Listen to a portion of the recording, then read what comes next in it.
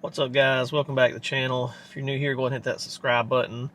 Today I'm going over my 9-month honest review of the Wefocka 4K dash cam. Like I said, I've had it for 9 months in the truck now.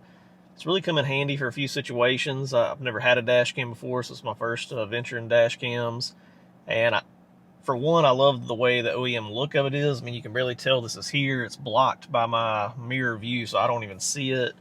It records video and audio. It records in supposedly 4K. The clarity's pretty decent.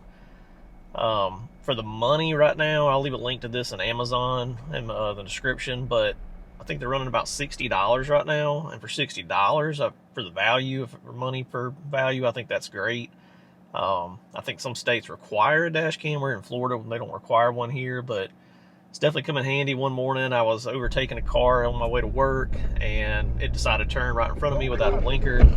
Almost hit it. A little cursing in the video, so sorry for that, you guys, but I'll put that on the screen too to show you the clarity of this and some of the benefits of it. It has a 16-hour recording loop with a memory card that you can also take out. That's included in the package when I got it. So that's always nice, just to know that it's in the truck, it's always recording, you don't have to do anything. If there's ever like a hard bump or hit, which I've had happen a pretty good bit when I was off-roading. Start emergency recording. No emergency. Emergency. Paging Dr. Emergency. It automatically records, I think, a minute and a minute before and a minute after, or 30 seconds before and after around the bump. There's also a button on it that you can hit to take a picture. So, sometimes if you just want to timestamp something, you can hit the button to take a picture so you know where that video is going to be at. Because otherwise you're searching, when you link it to the app, you're searching through a Wi-Fi connection to the camera with 1-minute sections. So sometimes it can be difficult to find a certain clip if you don't know the time of it.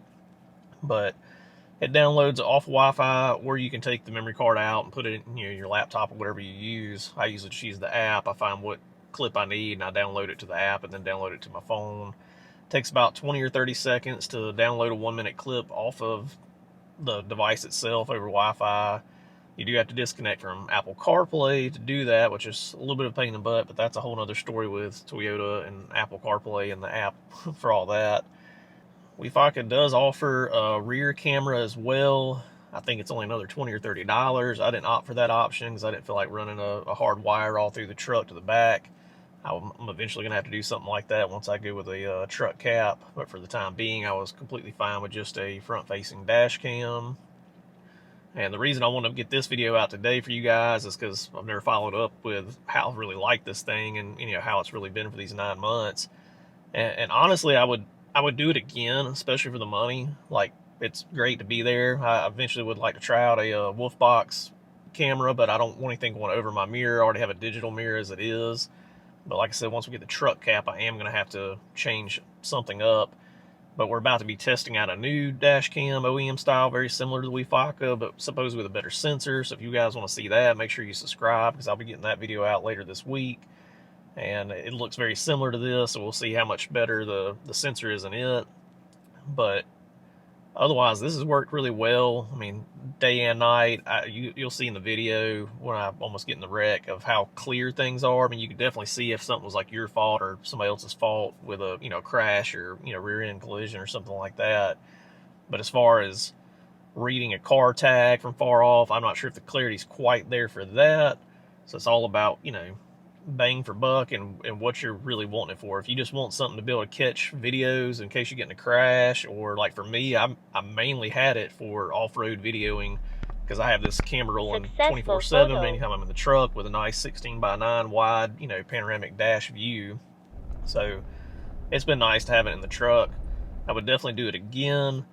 We'll see with the new dash cam that I'm about to start trying out, quality wise and price wise, is it worth spending more money on a more expensive, better quality sensor? We'll see. Like I said, follow along for that video. But again, I'll leave a link in the description to the Amazon link for this camera so you can get yours. And let me know how you guys like it. If you have any other questions, holler at me in the comments, and we'll see you on the next video.